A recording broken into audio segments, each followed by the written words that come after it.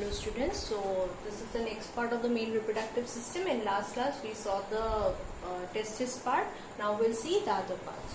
So for that, first we'll draw the a section or a part of the testis.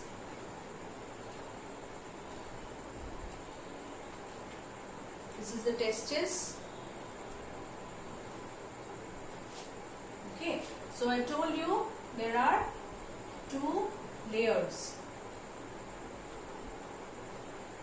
Two layers. The inside one is the tunica albuginea. The outside one is the tunica vaginalis. Okay. So from the testis comes out certain infoldings like this.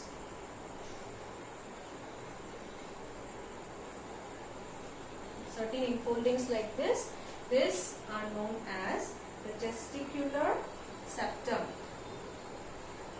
Testicular septum. So these are infoldings, and in each testis there are about 200 to 300 testicular septum. So in between these testicular septums are the main part, the seminiferous tubules, in which spermatogenesis will occur.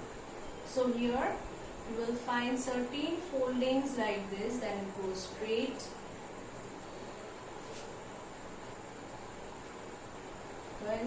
Foldings.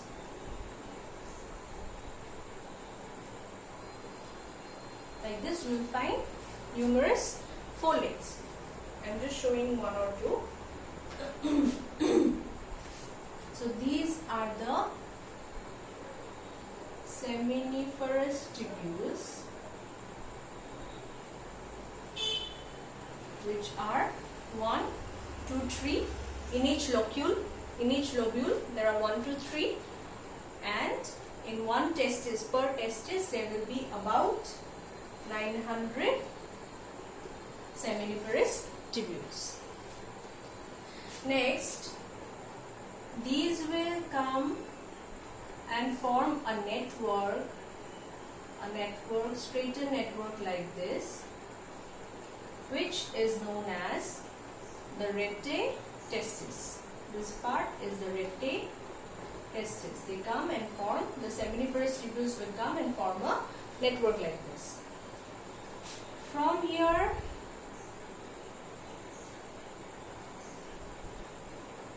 there will be again various connections. This is the vasa efferentia. Okay, so behind this testis, there will be a 6 meter long coil tube, which is the epididymis. And then from the tail of the epididymis will go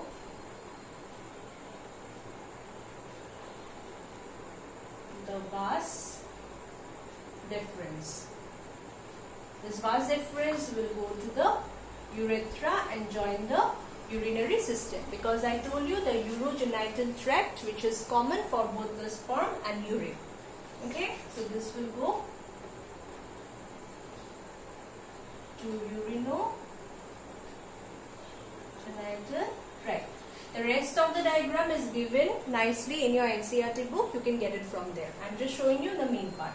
So if we see a section of this part, okay, the seminiferous tubule. Here we'll see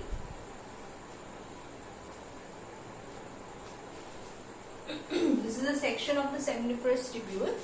Here we'll see, this is a section of the testis, and these are the seminiferous tubules. So inside the seminiferous tubules, spermatogenesis occur, when sperms are formed.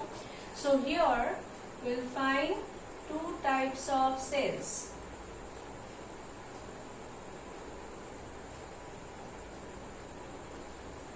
These are cuboidal cells, which are the germ cells. They will produce sperms.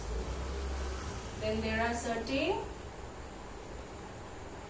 cuboidal cells like this.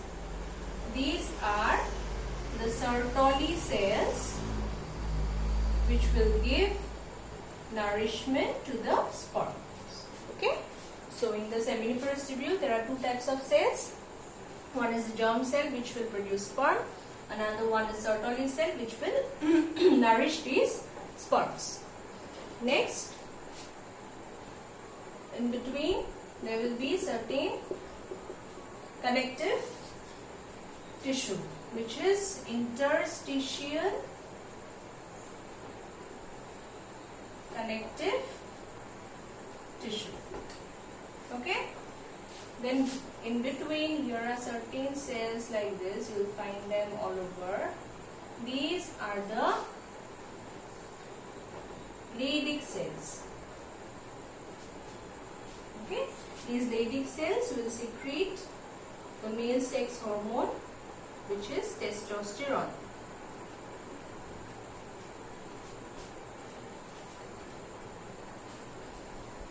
This is done. This is a part of a section of the testis showing the seminiferous tubule. This is important. This diagram comes in your exam. Then I told you. So what will be the path of the sperms that will be produced in the seminiferous tubule? The sperms will be formed in seminiferous tubule. First, they will stay there. From there, they will go to the rete testis. From there to the vasa efferentia. Then from there, epididymis. From epididymis to this vas deferens.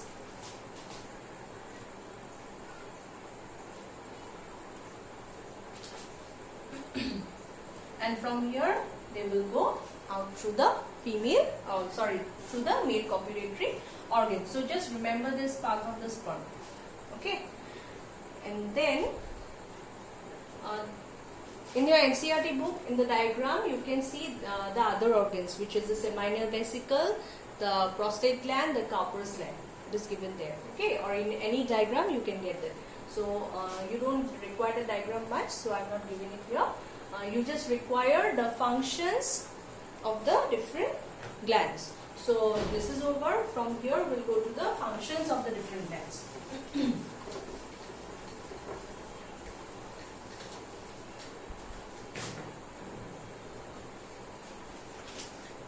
Remember, this is important. Glands and their function.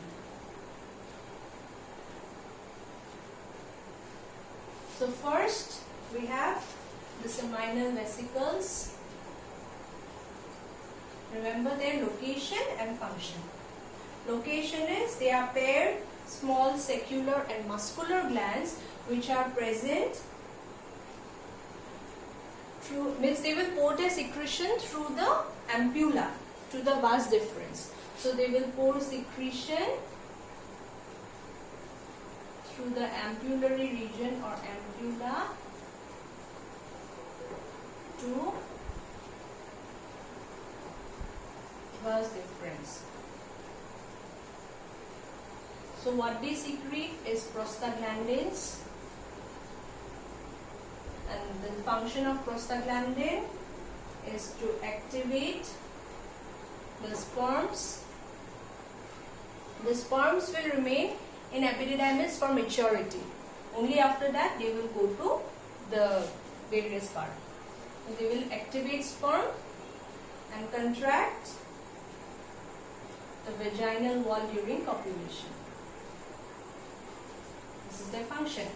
Okay. Next is prostate gland. These are donut shaped gland. They pour their secretion into the urethra, and the secretion, they pour secretion into urethra. The secretion are bicarbonate ions, lipids, citric acid. Bicarbonate ions, lipids and citric acid. They have two functions. These bicarbonate ions will provide proper pH to the sperm.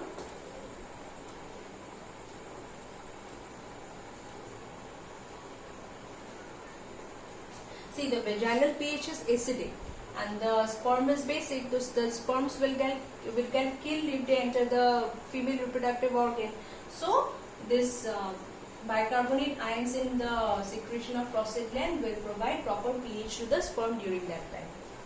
And the next function is they provide nutrition to sperm.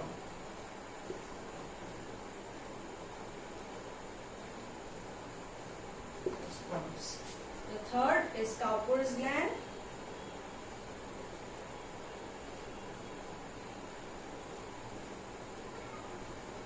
These are also paired. These are present at the base of penis. They secrete mucus which help in lubrication during copulation. Which help in lubrication during copulation. Okay. So these are the various glands and the function. Now you have heard about semen. What is semen? Semen is the secretion of all the three glands plus sperm. Secretion plus sperm. Sperms will be about 10% and the rest will be secretion. So remember, in semen there are secretion of all the three glands and sperm, and this secretion is known as seminal plasma. Seminal plasma plus sperm. Okay, this question may come, so remember, semen consists of seminal plasma and sperms. So with this we come to the end of the male reproductive system. In the next class we'll start with female reproductive system.